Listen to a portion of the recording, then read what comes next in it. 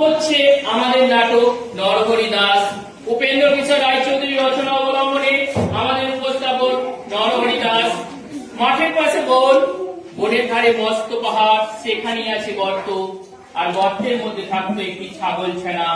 শুরু হচ্ছে আমাদের নাটক নরহরি দাস।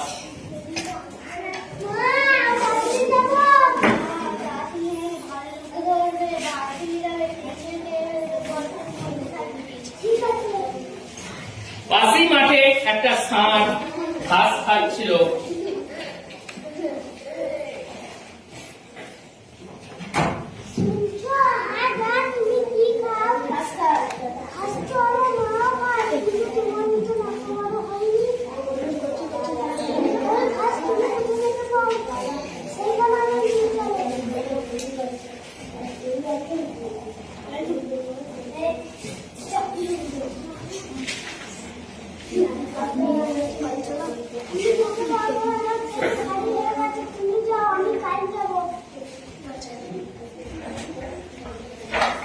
পাশেই মাঠে আসলে এই গর্তটা ছিল একটা শিয়ালের, আর শিয়াল সেদিন গিয়েছে তার মামার বাড়ি বাঘের কাছে নিমন্ত্রণ খেতে।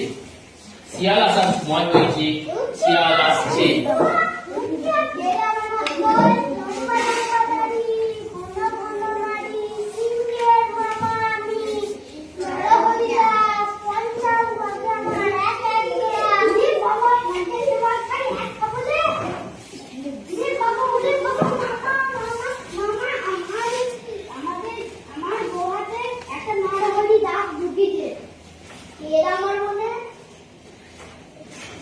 এদিকে শিয়াল আর তার মামা সাহস সঞ্চয় করে লেজে দড়ি বাঁধাবাঁধি করে তারা চললো সেই নরহরি দাসের কাছে।